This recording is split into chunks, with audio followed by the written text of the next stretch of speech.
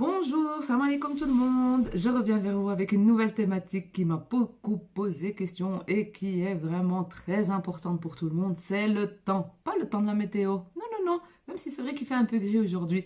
Mais c'est le temps qui file et qui nous bloque et qui nous oppresse et qui nous met en difficulté par rapport à l'éducation des enfants. Que l'on soit professionnel ou parent d'ailleurs. Avant ça, je me présente, donc je m'appelle Hayat El Haroud, je travaille dans un milieu d'accueil extrascolaire et je suis éducatrice spécialisée depuis une quinzaine d'années.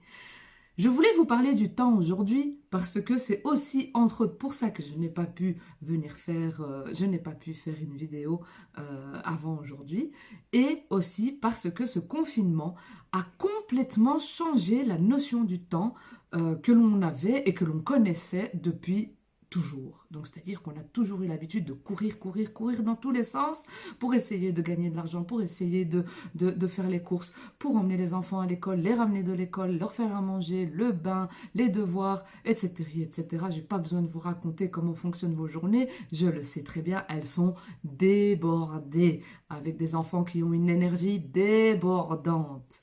C'est très compliqué cette histoire du temps.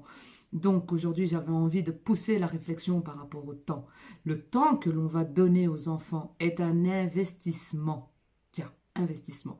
On dirait que je vais parler d'économie, mais pas du tout, je ne suis pas du tout économiste. Mais c'est vrai, c'est un investissement. C'est un investissement sur quoi? C'est un investissement sur toute une vie, c'est un investissement sur ce que l'on va transmettre aux enfants, les valeurs que l'on veut leur transmettre, les apprentissages, les acquis, les compétences, etc., etc.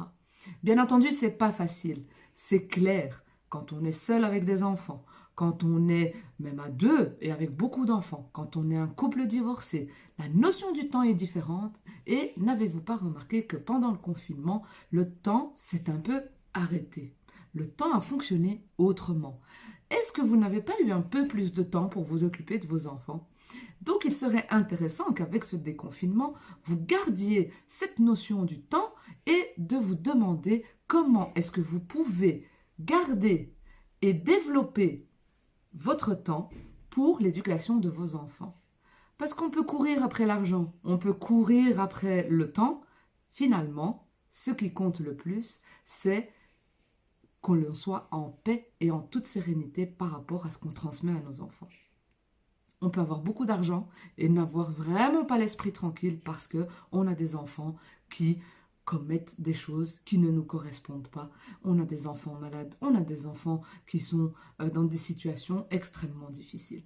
Tout comme certaines familles n'ont pas beaucoup de moyens et pourtant ils se sentent apaisés et sereins parce que leurs enfants sont dans le chemin qu'ils ont choisi pour eux et ils sont dans un chemin où l'éducation qu'ils ont donnée à leurs enfants est très bien illustrée. Ayez confiance en l'éducation que vous donnez à vos enfants, bien évidemment, et prenez le temps. Bien sûr, on ne peut pas être libre à tout instant et à toute demande des enfants. Ils sont tellement prenants, ces enfants-là, ils ne nous laissent pas toujours le temps de respirer, et donc, on peut parfois se sentir débordé, et qu'est-ce qu'on leur répond très souvent, même en tant que professionnel? J'ai pas le temps, je suis occupé, j'ai pas le temps, je suis occupé. Mais cet enfant-là, à ce moment-là, qu'est-ce qu'il ressent? Il ressent de la frustration. Il se dit, maman, papa, tata, peu importe qui, ne veut pas s'occuper de moi. Moi, je veux lui dire quelque chose, je veux exprimer quelque chose, mais cette personne s'en fout de moi, cet adulte s'en fout de moi. Or, c'est faux. Très souvent, vous n'avez pas le temps. On n'a pas le temps parce que tout simplement, on est vraiment occupé à quelque chose. Un enfant, il faut lui expliquer les choses. N'oubliez pas, je vous l'ai déjà dit, un enfant comprend les choses au premier degré, surtout dans la plus petite enfance. Vous devez lui faire comprendre les choses. Voilà, mon petit chéri, là maintenant, je suis occupée, je suis en train de cuisiner, je suis en train de coudre, je suis en train de regarder la télévision, je suis en train de lire, je suis en train de travailler, peu importe.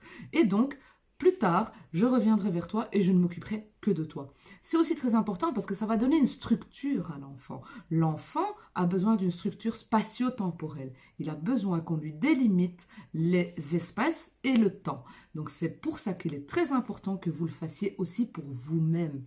Prenez du temps pour vous, prenez du temps pour vos enfants et les deux ne sont pas toujours, incompatibles, mais surtout, ils ne sont pas toujours obligatoires d'être ensemble. Vous pouvez avoir du temps que pour vous, comme vous pouvez avoir du temps que pour les enfants, et puis des fois, on peut avoir du temps ensemble. Et on va prendre du plaisir ensemble pendant quelques minutes, quelques heures, pendant une journée, à passer un moment agréable ensemble. Mais l'enfant a besoin d'entendre, pas uniquement j'ai pas le temps, non. Il faut rajouter une explication. J'ai pas le temps maintenant parce que je suis occupée à faire ceci ou cela.